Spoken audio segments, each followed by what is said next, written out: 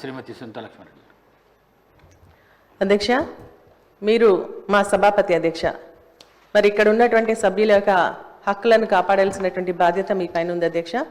అయితే నిన్న ఏదైతే మీరు అన్నటువంటి మాటలు ఉన్నాయో, మరి నేను మాట్లాడుతున్నటువంటి సందర్భంలో నేను సబ్జెక్ట్ని ఎక్కడ కూడా డివియేట్ కాలేదు అధ్యక్ష. నేను women and child welfare, SC, ST, BC, minority, rural development మీద మాట్లాడుతున్నానని చెప్పేసి ఫస్టే చెప్పడం జరిగింది అధ్యక్ష.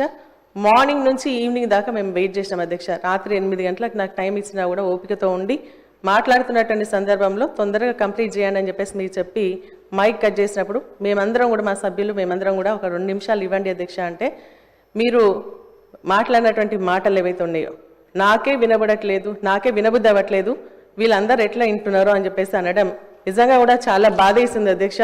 ఎందుకంటే మరి మా ప్రోటోకాల్స్కి సంబంధించినటువంటి ఇష్యూలో మీరు ఇన్వాల్వ్ అయ్యి మరి జిల్లా కలెక్టర్ని పిలిచి మాట్లాడినటువంటి మీరే, ఒక మహిళగా నేను మాట్లాడుతున్నప్పుడు, ఒక సీనియర్ శాసనసభ్యురాల్ని, మంత్రిగా పనిచేసినాను, నేను ఎక్కడ కూడా అన్పార్లమెంటరీ మాట్లాడలేదు. ఎందుకంటే సభలో చాలా మంది ముఖ్యమంత్రి, మంత్రులు, సభ్యులు అందరూ కూడా మాట్లాడినా కూడా ఇక్కడ ఉన్నటువంటి కొత్తగా ఉన్నటువంటి శాసనసభలో కూడా నేను చెప్తాను అధ్యక్ష, ఇది ఇట్లా మాట్లాడాలా, 0 అవర్లో ఒకటే సబ్జెక్ట్ మాట్లాడాలా, మనం మాట్లాడద్దు అని చెప్పేసి చెప్పేటువంటి స్టేజ్లో ఉన్నటువంటి నన్ను మరి మీరు నిన్న ఏదైతే మాట్లాడినరో నాకు చాలా బాధ అనిపించింది అధ్యక్ష. ఎందుకంటే నేను ఓన్లీ సబ్జెక్టే మాట్లాడినాను అధ్యక్ష, సబ్జెక్ట్ని మించి నేను ఒక్క విషయం కూడా బయటికి జరగలేదు. మరి అటువంటి సమయంలో మీరు మాట్లాడినటువంటి మాటలు నిజంగా చాలా చాలా బాధ అనిపించింది అధ్యక్ష. నేను ఇక్కడ ఉన్నప్పుడు నాకు వినపడలేదు అధ్యక్ష, ఎందుకంటే అల్లరి చేస్తా ఉన్నారు ఇక్కడ అక్కడ అందరూ కూడా అల్లరి చేసినప్పుడు మాకు వినపడలేదు. మేము వాకౌట్ చేసి బయటికి వెళ్ళిన తర్వాత అక్కడ ఉన్నటువంటి మా సభ్యులు చెప్పి మిమ్మల్ని ఇట్లా స్పీకర్ గారు అన్నారని చెప్పేసి నాకు వీడియోలు చూపిస్తే నాకు చాలా బాధ అనిపించింది అధ్యక్ష. ఎందుకంటే నేను ఎప్పుడు కూడా ఎవరితో ఒక మాట పడనిదని, మరి ఎవరితో ఏలెత్తి చూపించినటువంటి వ్యక్తిని కూడా కాదు అధ్యక్ష. నేను డిసిప్లిన్గా, క్రమశిక్షణతో మరి ఎక్కడున్నా కూడా లాయల్గా ఉండడం నాకు అలవాటు అధ్యక్ష.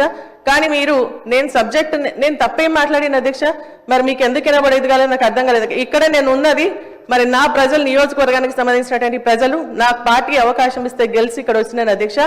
నేను ఇక్కడ మాట్లాడేది నా నియోజకవర్గ ప్రజలకు సంబంధించినటువంటి సమస్యలు, అక్కడ ఉన్నటువంటి ప్రభుత్వానికి సంబంధించినటువంటి ఇష్యూస్ ఏవైతే ఉన్నాయో వాటిని ఎత్తి చూపిస్తూ ఇవి చెయ్యండి అని చెప్పేసి సలహాలు ఇచ్చేటువంటి అపోజిషన్ పార్టీలో ఉన్నాను అధ్యక్ష. అదే విషయం నేను నిన్న మాట్లాడినా తప్ప మరి ఎక్కడ కూడా నేను డీవియేట్ అయి మాట్లాడలేదు, అన్పార్లమెంటరీ మాటలు మాట్లాడలేదు. అయినప్పటికీ కూడా మీరు నన్ను ఉద్దేశించి, ఒక మహిళగా నన్ను ఉద్దేశించి మాట్లాడినటువంటి మాటలు నిజంగా నాకు చాలా చాలా బాధ అనిపించింది అధ్యక్ష. మరి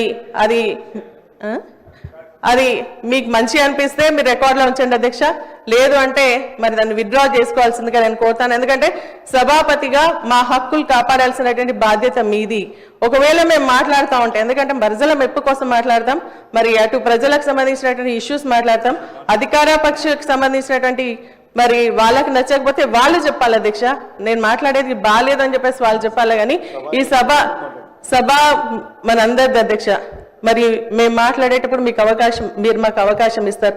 అవకాశం ఇచ్చినప్పుడు మేము మాట్లాడుతూ ఉన్నప్పటి సమయంలో మీరు అట్లా, ఎందుకంటే మీరు చూసిన అధ్యక్ష, మహిళల్ని పట్టుకొని మన ముఖ్యమంత్రి గారు మమ్మల్ని మాట్లాడడం జరిగింది అధ్యక్ష, అన్పార్లమెంటరీ మాట్లాడి ఇంకా కొంతమంది అయినా కూడా మేము సైలెంట్గా మా నిలబడి నిరసన వ్యక్తం చేసినమే తప్ప ఎప్పుడు కూడా మేము మరి దాని పరిధి దాటి పోలేదు అధ్యక్ష. నిజంగా చాలా చాలా బాధ అనిపిస్తుంది అధ్యక్ష. అది మీకే వదిలేస్తా ఉన్నాను, నాకు అవకాశం ఇచ్చినందుకు థ్యాంక్స్ అక్క. కానీ ఇటువంటిది మరి ప్రాక్టీస్ ముందు కూడా జరగకూడదు. ఈ సభకు మంచి సంప్రదాయం కాదని చెప్పేసి కూడా నా విచారాన్ని వ్యక్తం చేస్తూ సెలవు తీసుకుంటున్నాను అధ్యక్ష. Thank you.